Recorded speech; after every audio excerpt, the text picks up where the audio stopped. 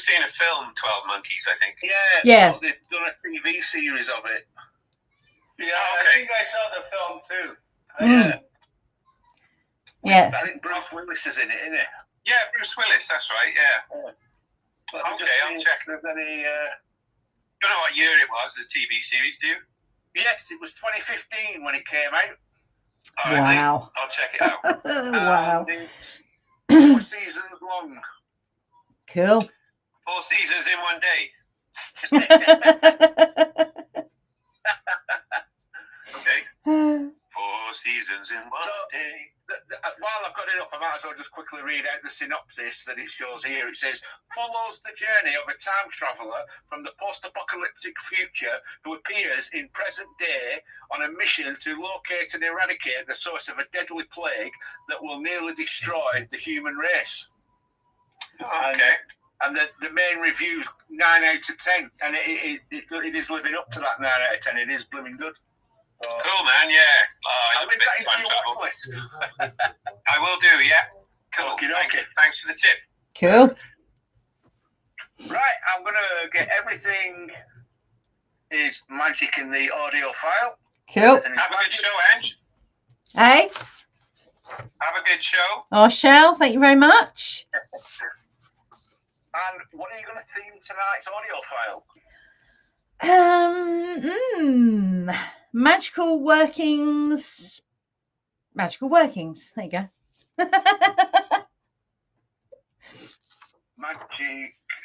Magickal workings. Workings. Spelling magical. No, I spelled that wrong. I put Magickal. That sounds like a weird monkey. Back to monkeys again. Magic and then cal on the end. Magickal. So Magickcal. Yeah. Magickal. Yeah. Right. Magical workings. Something like that. Yeah. I'll do. Indeed. Right then, Angie. Are you all queued up with YouTube and such forth? I am all queued up with YouTube and such forth. Right, I'll do the countdown. 3, 2, 1. Good evening, everybody, wherever you are, whatever you're doing. Hello. Okay. So I thought I would talk a little bit about, or quite a lot about actually, about the the kind of magical workings for this season, if you want to call it that, up until Imbolg. And yes, I do have the UCC calendar right in front of me because I couldn't work out when Imbolg was. So I went, oh, I know, I have a printout. So I have it right here.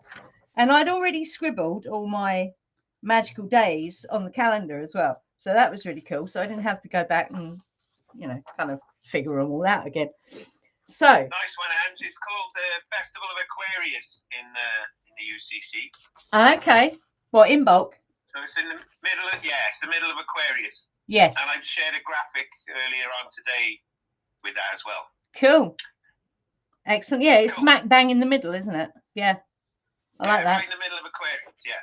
Cool. Thank you. All right. Cool. Okay. So January, in inverted commas, is quite a busy magical month. Yeah. And when I was going through it and kind of noting down all the different magical days, some of them which we do rituals for, some of them we just mark them. And I'll talk about those in a minute. But what I realized is there's a big theme going on between now and Imbolg. And that theme is a theme of fire. Not that that should surprise me, really, because this is the growing light. But there's also, so there's the fire elemental running through the whole of this magical time. But there's also the theme of peace, which you can kind of, if we're looking at nature, nature is pretty peaceful. There's nothing really Although I have seen crazy things going off, forsythia in bloom and bulbs already sprouting up. It's like, whoa, hang on a minute. But generally, nature is, she's kind of waiting, if you like. There's also the energy of building friendships. There's a very earthy energy through this whole magical time as well. There's also, now this is interesting, because although in nature we can see the buds are already on the trees and the shrubs and everything, yeah. So, but they haven't budded yet, unless you're forsythia, of course, going completely against everything that we've been told.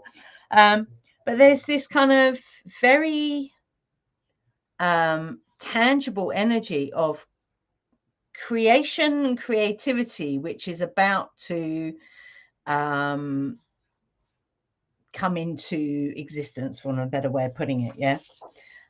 Which kind of brings down this energy of nurture, because that's what nature's doing at the moment. There's a nurturing energy going on, yeah. There's also a protective energy, because those buds that are already on the trees that were there in October, they are being protected at the moment, which I find, if you really look at a bud and follow it through its cycle, they have budded, but they have this protective layer around them, yeah. So there is protection energy there. There's also the energy of this new shining light, which makes sense, growing light that's happening at the moment. And there's also this energy of choices, which for me comes at the just before Imbolg, actually, which is to do with Hecate. But like I say, I will talk about that in a minute. So there's quite a lot of different layers of different energies going on, which we can see happening in nature. So that's what I love, yeah. When the festivals some of them are old festivals, some of them are not so old, but they all come from a book I picked up, oh Christ, about 11 years ago now. Let me just take a photo for the group. Now, some of the things in this book I don't even pay attention to, yeah, because they don't correspond with me, yeah, if that makes sense. This is the book. It's called Celebrating Wiccan Spirituality by Lady Sabrina. So, it's a really interesting book in terms of it has all kinds of things in there, all kinds of different cultural stuff in there, yeah. But, you can go through and you can select the things that you want to mark or celebrate, yeah. And I like that. Because it gives you, it gives you ideas for magic working, correspondences, and all kinds of really interesting things. And I don't know if you can see it in the picture that I shared. Yeah, you can't really see it. I have all these funny, you can hear that. That's all the funny little plasticky bookmarky things I've got stuck in this book. And yes, it's falling apart. I've had to sellotape it numerous times because it's been used so much. And I love that. So yeah, this magical time is very busy, very busy. So the first magical day from now, obviously, because there's already been a couple already. It's known as the Throne of Egypt. Now, some of these that I'm going to talk about aren't actually in that book. I have another sheet which I stumbled across. It's one of those things that you stumble across on the internet and you're like, whoa, hold on a minute. And it's got stuff in there. I'm one of these people that I go to a website and it's like, right, I want to get that. You can't download it. So I basically copied and pasted the whole page. And then printed it out because that's what I do. So some, some really interesting things in this other. It was more this one. It's pointless me taking a photo of it because it's pages and pages and pages long. But it's more geared towards pagan stuff than anything else. And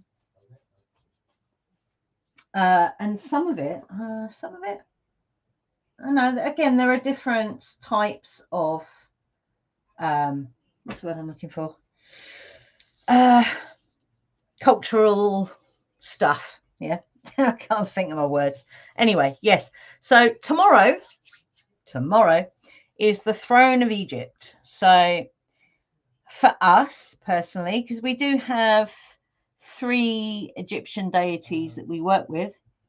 Well, we don't really work with Bast, but we do have a statue for her. Because I work with Sekhmet, who is the kind of alter ego of Bast, Hathor and Thoth. So they're the 3 Egyptian deities that we work with in that pantheon. That was the word I was looking for. So all we're doing, so this will be the first time we've marked it, because last year after come out of hospital, it was all a bit, you couldn't do things like sit on the floor and do, he was recovering from surgery, so I wasn't going to make him do magical workings. That would have been a bit too Sergeant Major. So this year will be the first year we've marked it. And all we're doing for that, so this is tomorrow, is we're going to set an altar with the statuary, candles. I've bought a brand new, any excuse to buy a brand new tea light candle holder. So we're marking it with an altar, candles, incense. I received today, which is very auspicious. The day before we do this ritual, I got all my resins that I have to knead all these resins together, and it usually makes my fingers bleed. So there's plenty of sacrifice going on there, because it's although this one actually, the Elimai resin, is very soft, so I might not actually have bloody fingers by the end of it, which would be nice. So this particular resin mix I make, it has Elimai resin, black storax, myrrh, dragon's blood, and sandalwood. And I usually make a big, it looks a bit like a tennis ball when I finish with it, when I finish kneading it. So it's the size of a tennis ball. And then you break bits off and you burn it on coals. And this recipe was given to me by Sekhmet. She's like, make this. Oh, flipping heck. And it would cost like, my old supplier, it would cost like £100 to get all these ingredients together. Yeah. And I'm like, Jesus. But okay, I did it anyway. But with our new supplier, actually, it cost a fraction of that. I think it cost about £50. So it cost half the amount, which I was quite pleased about. So yeah, I make this, and I'm going to be making that probably tonight in the early hours of the morning to be able to use it tomorrow, because the smell of this incense is like nothing you have ever smelt in your life. It's very decadent. It's very, I don't know, it just fills the whole place up with, because it's all resin. So it just fills the whole flat with this amazing smoke, and it's gorgeous. And it hangs around for a long time as well. So that's what we'll be doing tomorrow for the throne of Egypt. And what I would say with, any of these things I'm going to talk about, it doesn't have to be a full-on ritual. You can just burn some incense, light a candle, maybe say a few words, but just to mark it, just to recognize that this is a day, an auspicious time to connect or say hi to, these particular deities. They're all deities that we're connecting to, or things like the moon, just looking through, even, which comes a bit later in the month, old Disting, that's something different. So yeah, it doesn't have to be a ritual. You can just mark that point in space and time. Yeah. So then we've got a week off, and then on the 16th, because some of these go one after the other. It can be quite intense, but it's good. Yeah, it's fun. You know, that's the thing. It's fun. This magic work is fun, and it's something that our students used to say. You know, yes, you're doing the work, and yes, when you're doing the work, you know, it's a serious business in inverted commas, because even in ritual, you know, if we make a mistake, we laugh about it. You know, if we say a word wrong, you know, we laugh. You know, it was never, you know, very, very, very, very serious. No. No, we have fun. We know that magical work is, or working magic is not to be taken lightly, I would say. But at the same time, you know, you are allowed to laugh, okay, and have fun with it. Absolutely 100%. So anyway, yes. So not tomorrow, but next Friday. Not this Friday, next Friday. The 16th is Concordia. So Concordia, in the Greek, now don't laugh at me when I try and pronounce this, homonoia. I think that's how you pronounce it. Something like that. So both of those, so Concordia is obviously Roman, Greek. I can't say it. As I said before. Anyway, is the embodiment of peace and harmony. Yeah. So this is about, just happens to fall on a Friday, Venus Day, you could say. So this is all about love, friendships, partnerships, and all those things that come with that. So again, for that particular day, we are going to create an altar, be set with crystals that correspond to that, herbs and offerings, and another. And I've found some really nice tea light holders actually, which are like mosaic. They're in the shape of, how would you say that? They're round, so they're quite, and they have mosaic glass on them. They're really, really nice, and I like that, the way it throws out the light. It's very nice. So that's what we're doing on the day of Concordia, which I really like. It's also really good if you're doing any kind of business to kind of, if you were going to set an intention, set it on that day, I would say, on the day of Concordia. And then 2 days after that, on the 18th, we have the dark moon, which is a Sunday, and the day of Danu. Now, interestingly, how it falls this year, because Danu lights the way. She is the great mother of the Tuatha De Danann. And Danu actually translates as the folk of the goddess Danu. And I'm actually going to do a bit of a deep dive. I might do it for next week's show, actually, on Danu, because there's a lot. When I was just doing a, 5-minute research thing, just to get a few key bits, because I have connected with Danu, but not in a, I haven't done a deep dive on it. It's obviously she was waiting until now to do that. So yeah, I think next week I'm going to do a deep dive on Danu, because there's an awful lot of interesting stuff around this goddess. So we'll have a good old look at that next week. So yeah, Danu, the word means knowledge, wisdom, health, and wealth and abundance. So I thought that was quite an interesting energy to be working with on the dark moon, because the dark moon's a still point, like the full moon's a still point. And to gather those things, knowledge, wisdom, wealth, abundance. And then as we move through to the new moon and then the waxing moon, interesting.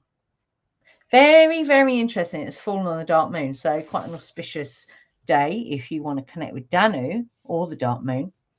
So Danu is associated with the water elementals, also with the earth, which is interesting because when Ian was doing,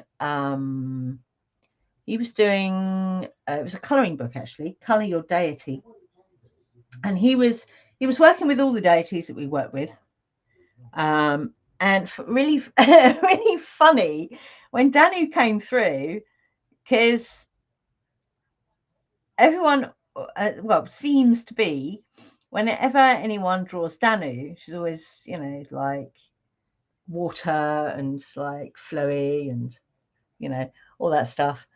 But when she came through, she said, no, I want to be a swamp queen. It's like, what?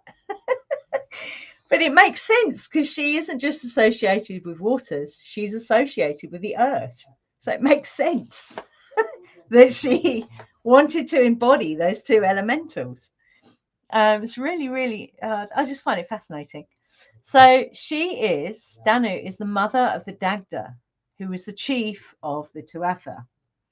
Again, I think that's another one, because I have a really cool book actually that tells the story of the Tuatha De Danann.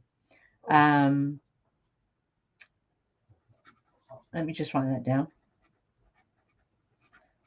So I will do a show on that. It might be a two-parter because there's a lot of history there. So yeah, she's the mother of the Dagda. The things that she is associated with, holy stones or hagstones, as I know them as, that's the stones with the holes in. Horses, which is really interesting. You have the horse, you have the fire horse, no less. So that she's choosing to come through like big time now, I find very interesting. Also seagulls. Seagulls, I've actually got seagulls tattooed on my wrist. They are my spirit animal, or one of them.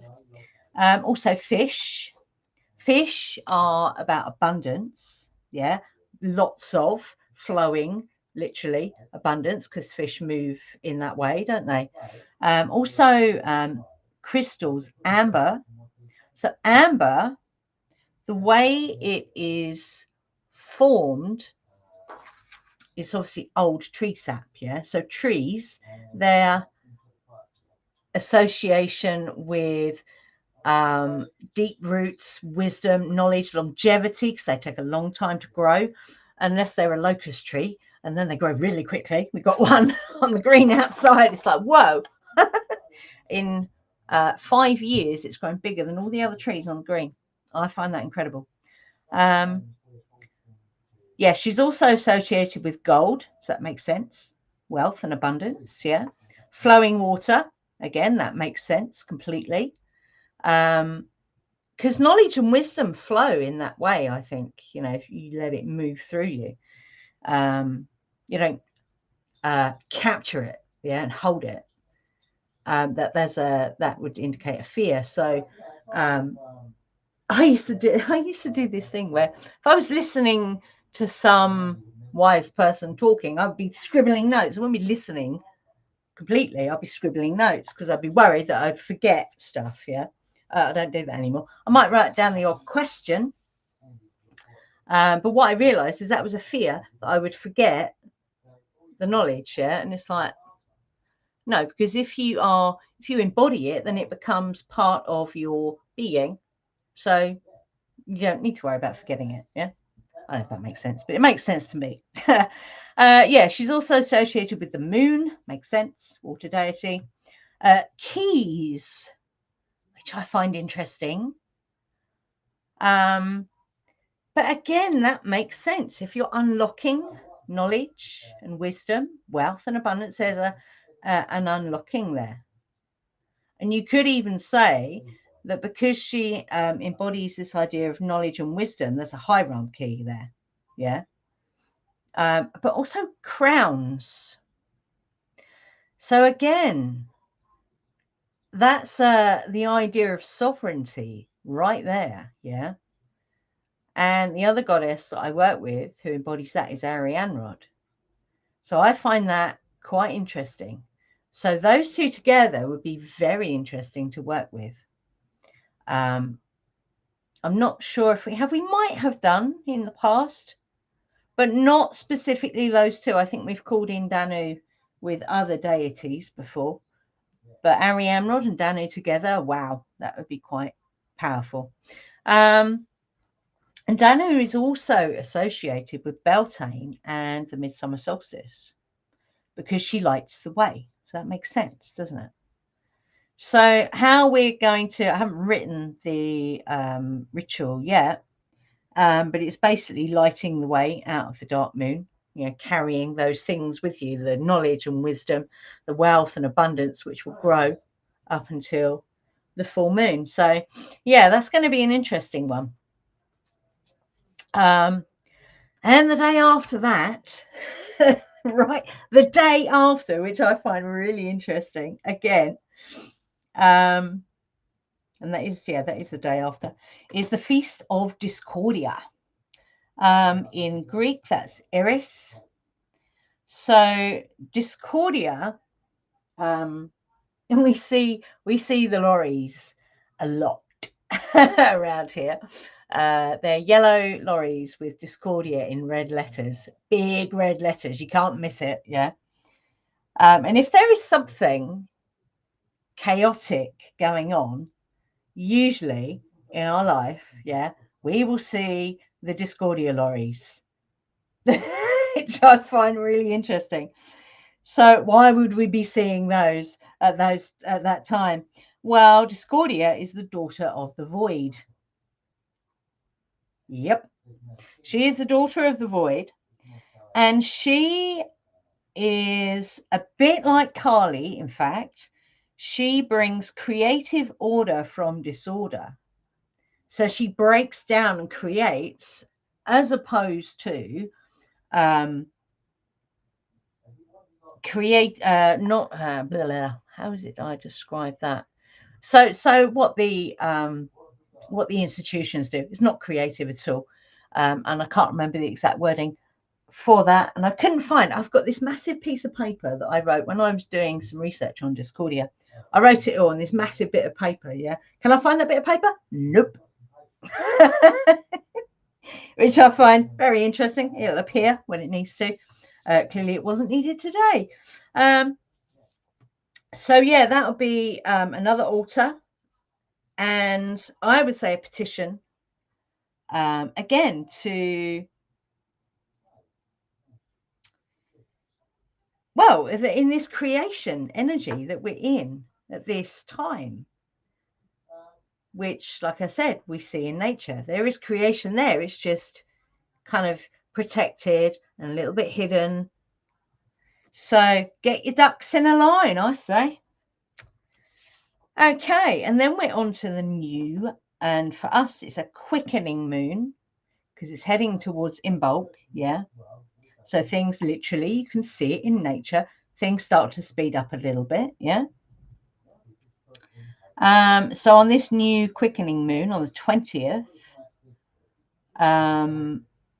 so all the intentions we've done up to that point of releasing stuff and just tacking on the end, you know, true alignment is what I'm calling it, to who we truly are. This then culminates in the bringing in of that energy. Yeah, if that makes sense. So I really like that. So that'll be the new moon. So that there'll be 3 rituals, one after the other. I love it though. I think it's brilliant. Yeah, I'm usually up to the early hours of the morning setting the altars for those as well. So it stops me doom scrolling on YouTube. And then what have we got after that? We've got the Hathor's Day on the 23rd. So with that, you can just mark that with something like to do with roses. Yeah. So tea. You can put rose petals in your bath. I would always put them in a little, organza bag. Otherwise, you'll end up with rose petals blocking up your plug hole. You don't want to do that. Rose oil as well. And what you can do, treat yourself to some rose oil for Hathor's Day, yeah? Because it's nurturing. And if you buy the Absolute, I know it's expensive, but you can buy a little 5ml bottle of Absolute rose oil and just dab a little bit. Yeah, you only need a tiny bit because it's very strong. Or you can make yourself an incense that has rose petals in it. Rose petals, maybe myrrh, all those really delicious smells, yeah, that invoke that kind of nurturing energy, yeah. So that's Hathor's Day on the 23rd. And then we have, and it's one of my favourites, and I don't think it might have been last year actually. I think it was last year, and we had one of our healing days on one of the old disting days. So it's 2 days. I think it was, yeah, last year on a Saturday we had a healing day, and we did old disting, and it was really funny because we were doing a lot of Norse chants and calling the gods of thunder and all sorts. And as I was standing there at the window leading this, I was standing at the window, directing it out to the sky. All of a sudden, boof, massive clouds, hailstorm. And when I said, right, that's enough now, it lifted and went. And then when we were doing it again after we had some food, it's like boof, came back again. Not as strong, but it was really funny. It's like, sorry folks, don't worry, you won't be going home in a hailstorm, I'll stop it. That was really funny. But yeah, old disting. So where's my other note? I have another note here somewhere about the origins of this, which is really interesting. So yeah, this was originally a Norse tradition from the guardian goddess, Dicea, who is a threshold goddess, so protecting the threshold, So, do I have any other notes on this? I might have, I'm not sure. Let me just check. Let me have a look in my magical book. It just says great festivals were held in honor of Dicea at the temple in Uppsala, Sweden. Yeah, that's all it really says. And apparently that was on the old runic calendars. Now, I don't know anything about old runic calendars. Is there anybody here who knows anything about old runic calendars? Okay. But it did later on to do with Robert Burns, the Scottish bard. What does it say? In more recent times, it has become Burns Night. So old disting is the same as Burns Night, bard. It says, hang on. Celebrating the birthday, 1759, of the 18th century Scottish bard Robert Burns. So we kind of combine the two. So we do a little bit of threshold magic with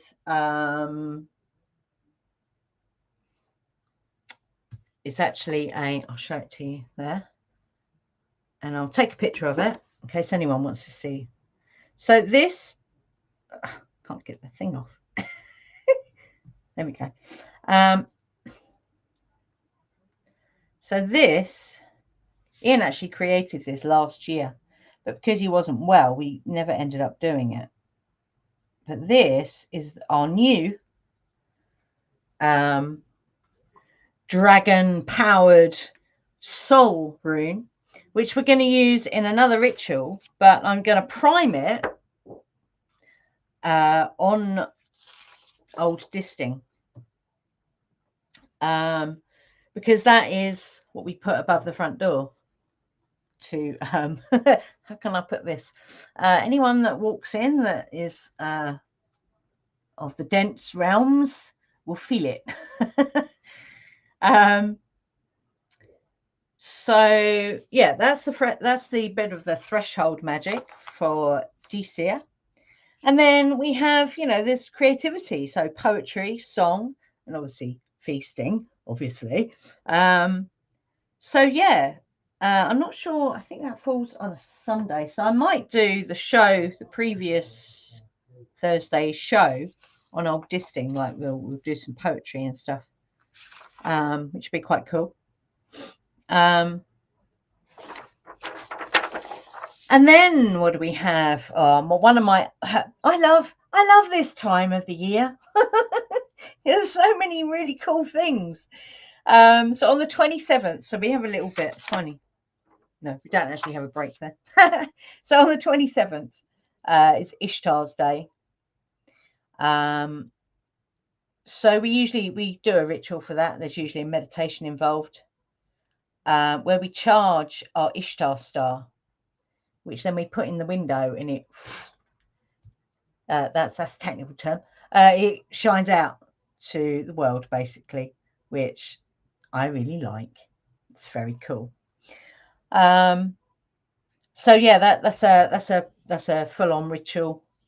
Like I say, there's usually a meditation in there somewhere, and I think we did this last year. Actually, I think I got the lyre harp out, which was quite nice because that's one of her instruments, the lyre harp. Yeah, so I'm looking forward to that one particularly. And then on the another one of my favorites, because it involves burning stuff. The 28th and the 29th, so you can do either one of those days, is what's called Uphelia. I think that's how you pronounce it. It's how it's spelled anyway. So this is an old, again, with Viking origins, allegedly. This is an old Shetland fire festival. So I don't actually know if they still do this up there now. I don't know. I've never looked on YouTube actually to see if they do, see if anyone's ever recorded it. I don't know. So it usually involves torchlight processions, bonfires or bonfires, and the burning of a replica Viking ship. And this is said to, it's the theme, isn't it, of this season is burning away the things that you don't want when you plant your seeds. Yeah. So think of it in terms of, how our ancestors worked the land. So I don't even think they burn the fields anymore. You used to see that a lot, but I don't even know if they burn the fields anymore, to get rid of everything, and then it helps to regenerate the new growth. That's a double positive there. It helps to bring new growth and we saw that ourselves on our local marshes in 2022 when it burnt. Nearly the whole marshes was burnt, and literally we did magic on it, obviously, and within a week, new growth. Phenomenal. And when you look at it now, you would never even know that there'd been a massive burning over there, which I find incredible. So yeah, I'd say that's, all this fire, all this burning, all this kind of getting rid of the remnants of the stuff that you don't want, definitely. And in true Viking style, feasting and dancing, all that stuff. And And it uses this fiery dragon rune, which is the soul rune, which is the rune of the sun. So yeah, we charge that. We light a fire in our cauldron, and we charge it by that fire. And I also have a bracelet, which hey, I bought years ago and didn't think about it when I bought it, but it has the same rune on it as, you know, it has that rune on it, even though you'd look at it and not know that. So I charge that as well, and I wear that all the time. So I'm always protected. Yeah. Yeah, so we charge this rune by the fire in the cauldron, and then we hang it over the threshold. Well, it's actually blue tack, but you know. So the last two, and again, the last one is my favorite, but on the 30th is the day of peace. So you can mark that however you want to mark that. You know, I'd probably suggest hide your phone somewhere, turn it off and hide your phone. That's peace enough. These days anyway. And then on the 31st, which is probably, out of all of them, this is probably my absolute favorite. The reason being is, before we actually created a three-way crossroads in our garden, we would go to the little woods, which is about 10 minutes away. And there was a little three-way crossroads there where we would give offerings to Hecate at night. It was really funny because we'd take the dog with us, and he'd be like, "What are you doing? Can I eat that?" "No, leave it alone." So the 31st is the feast of Hecate. So we set the altar with offerings. We charge Hecate's wheel with her energy. This is another ritual. And then, yeah, we leave the offerings at a three-way crossroads, which we can do in our garden if it's raining or something, or we can go down to the woods and leave it at the crossroads there. And funny enough, whenever we're out for a walk and we come across a three-way crossroads and I have some kind of food in my pocket, I'll always leave an offering at a three-way crossroads and just, you know, say hi. Yeah, so that takes us all the way up to Imbolg, which is the 2nd to the 5th of February. So there's this theme that's going through this time is it's very powerful. It's a very, very powerful time. Very powerful season. And it is one of my favorites. It's one of my favorite times in the Wheel of the Year. Yeah. They're all my favorite, but this is my favorite. My favorite. So, yeah, so we got 15 minutes left. So if anyone wants to chime in with anything, what they think about what I said or anything really, open up the floor.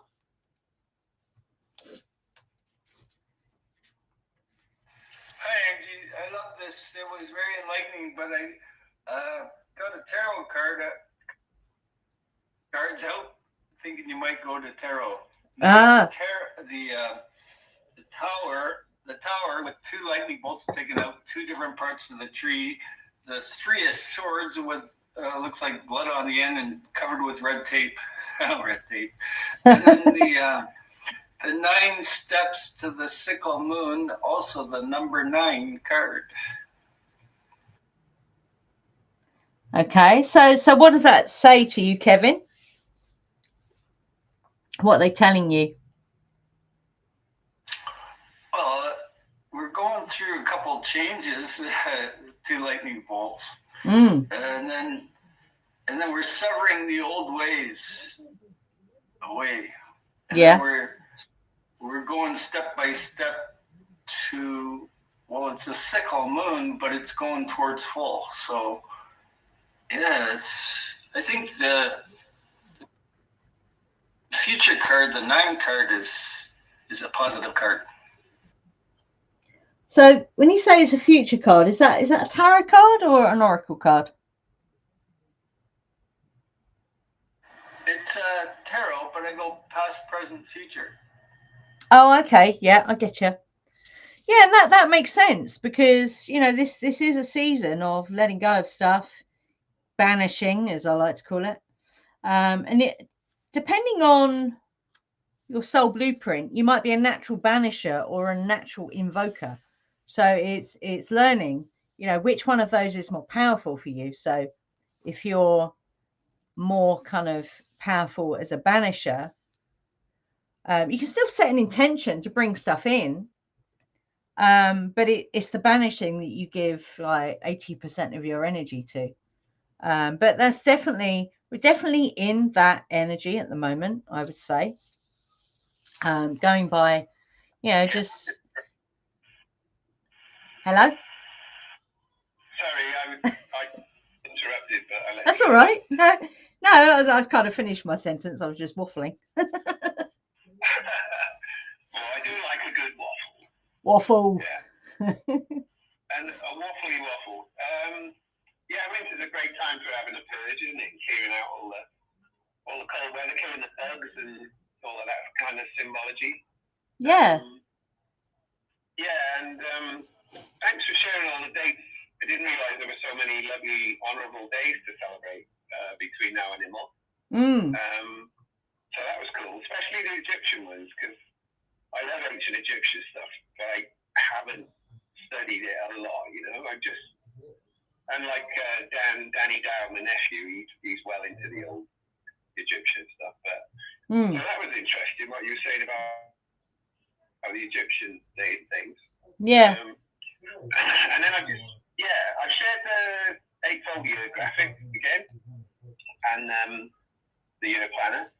So because cool. Did you download the UCC full year calendar or the year planner? You said you had one in front of you. It says the Universal Celestial Calendar on the bottom of it. But I think it's the one you can scribble on. So I think it's the planner. So it's all on one sheet, yeah, all on one page. I have got that here as well. Okay, but you've got the full 12-month sort of calendar thing. Have you printed out? Yeah. Yeah. Okay, cool. Yeah, so on the year planner version, where it's all on one page, yeah, you've got the festivals marked in the middle of each season, and the start of season. Yeah. And the key is at the bottom of each season. It tells you which one. It's very tiny writing. I need to print it on a bigger sheet of paper. Yeah, mine's on A2. It's great on A2, that one. But okay. Yeah. But A4 is too small, yeah. Yeah. A4 is definitely too small. And then it's great to know you've got that there, Angie. Cool. Yes. Yeah, and if you ever got any questions about it, give me a shout. Yeah. But I've also got one question. Yep. The book you shared, the red, what's it called? The Celebrating Wiccan Spirituality. I wouldn't pay much attention to the title, personally. Okay. I just wondered why, do you know why she's got, like, water for summer and fire for autumn? Would that be the other way around? I don't know. I didn't really pay much attention to the graphic. When I bought it and I looked through it, it's like, actually, this is quite a handy book. Cool. Because even if it doesn't give you all the information, you can certainly go and research, you know, these days. I just found that. I'm sure the book's great, but that graphic I found a bit confusing because if you look at the middle month sign of each season, yeah, Belting is middle of spring, that's Taurus, that's Earth, isn't it? So that works. And Lunsa, hang on, what's she got? Yeah, winter's middle of It's like you said, in middle of Aquarius, so that's an air sign, so that works. Mm. But then summer in Lunsa, that's middle of Leo, which is a fire sign, so a fire would be the summer. And then middle of autumn is Scorpio or Samhain, and that's water. So yeah, to me those should be the other way around, but maybe it's based on something else. I don't know. Anyway, just on that. Yeah, I don't know if it's because I think it, you know, sometimes publishers that new, what's that say? I think it's a new page is the publisher, so I don't know. Sometimes they don't like something, do they? And they say, "Well, just move this about." So I don't know. Yeah, maybe. I don't know. The author maybe even signed it off. Yeah. Because even the pentacle is, it's like there's nothing on the bottom of it. It's like it's her name and then the so I think it's just a graphic that they haven't really thought much about. Okay, yeah. But that's publishers for you and editors and agents. Yeah. Too many middlemen taking their cuts. Yeah. Absolutely. Yeah, like Amazon. Cool. I'm glad you enjoyed it anyway. That's cool. Yeah, really good. Thanks, Angie. Would anyone else like to put their 2p's worth in? Or their 10p's worth? Or a pound? I just put a request in for that book because I couldn't find it in any of the ebook channels. So I put a request into 2.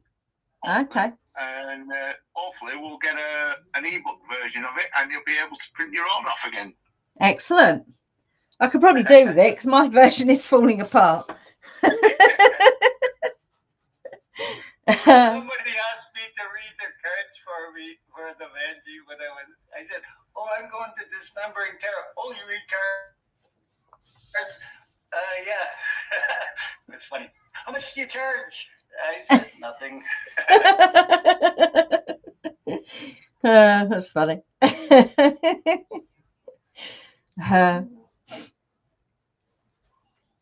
What was that? I thought I heard a snoring Tobias then. He did. He's on my lap here. Well, he's on the side of the arm of the chair, snuggling in to my lovely warm belly. And he's keeping warm. Oh, bless him. That's funny. Is your belly keeping him warm, or is he keeping your belly warm, or is it a bit of both? Well, it's a bit of both. I'm quite warm anyway. I'm quite hot-blooded. So even when it's cold, I'm very hot. So both, when it gets really cold and the cat's in as well, I have Tobias here by my side and the cat on my chest. Oh, blimey. So then I get the blanket and I put it over all. And then we're all as happy as pigs in muck. Toasty time. I like that. That's cool. Did anyone else have anything that they'd like to share?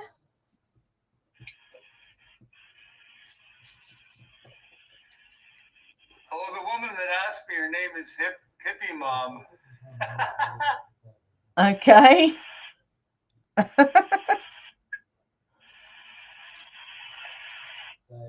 That's interesting.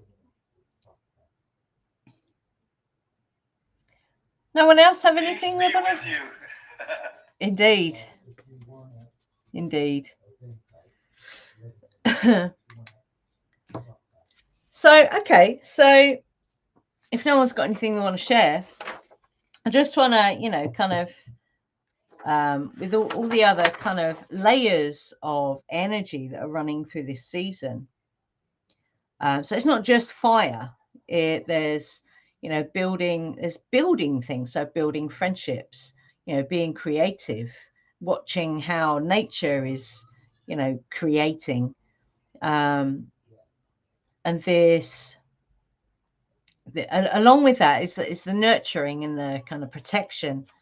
And that's what I was going to, yes, the choices, the making of choices. So Hecate, and I would also say Danu, because one of her things is keys. So Hecate is associated with keys as well. So if you connect with Hecate and you can find yourself an iron key, an old iron key, you can charge that with her energy. So if you feel a bit lost or confused, or you're not sure which way to go, literally, yeah, you can then pick up that key and ask her for her guidance. So that's around making choices. So I think there's definitely an element of that in this season as well. So choosing which things to let go of, choosing what you want to fill that space, because when something leaves, creates a vacuum, something else comes in. So you can choose what comes in then, yeah. I'd say if you're a banisher, if you're an invoker, then you'd focus more on what it is that you want to come in, yeah. So I think it's really interesting this season, and I think that's why it's so powerful. What do you think, guys?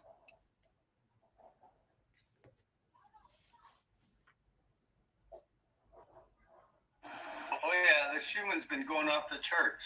Yeah.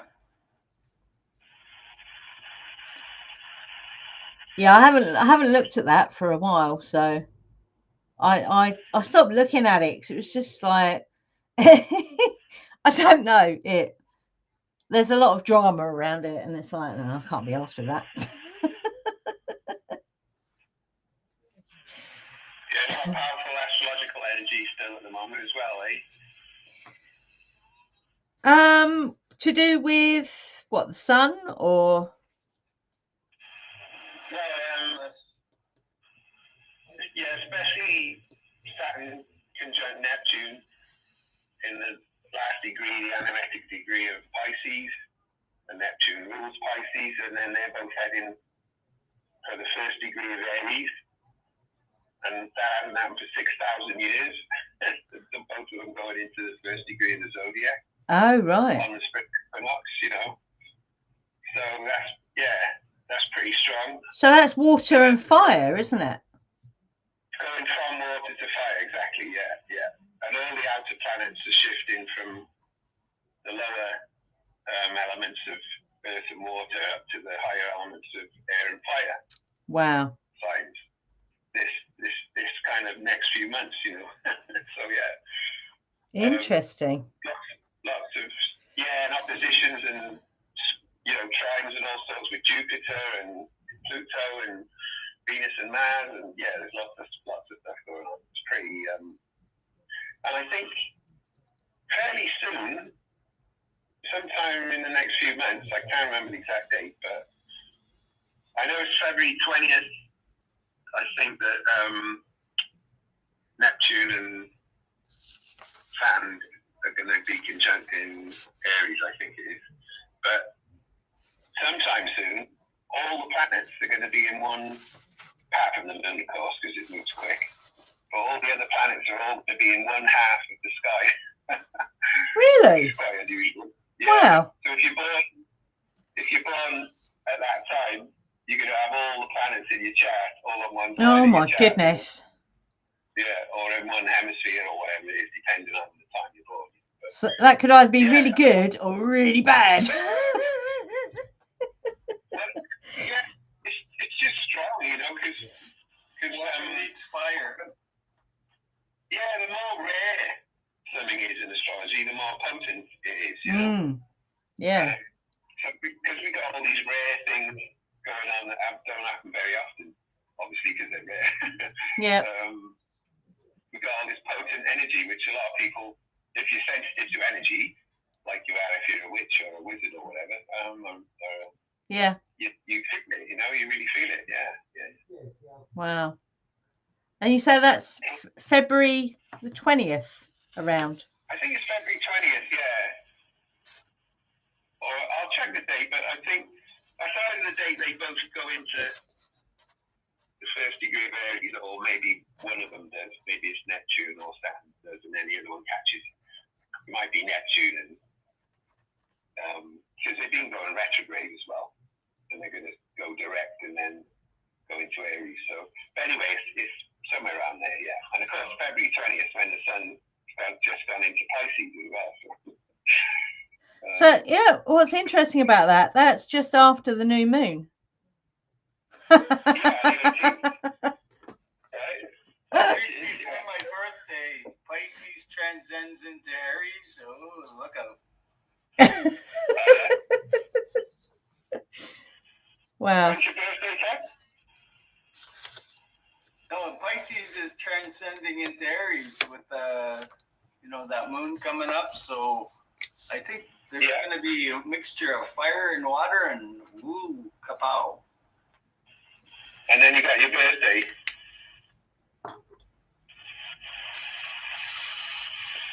Okay, cool. Excellent. So yeah, watch out. Watch out for that. That's going to be amazing. Wow. Very cool. Okay, well, everyone else seems to have disappeared. So do I have any last words of wisdom? We would love to know, Anne. I don't know. Do I? Go and watch 12 Monkeys. Yeah. Thanks for the That's reminder. a good one. And be careful while you offer occult services, especially on a Christian channel. Yeah, don't do that, Kevin. They'll be round with pitchforks outside your house. They'll be burning you at the stake. I'll be saying,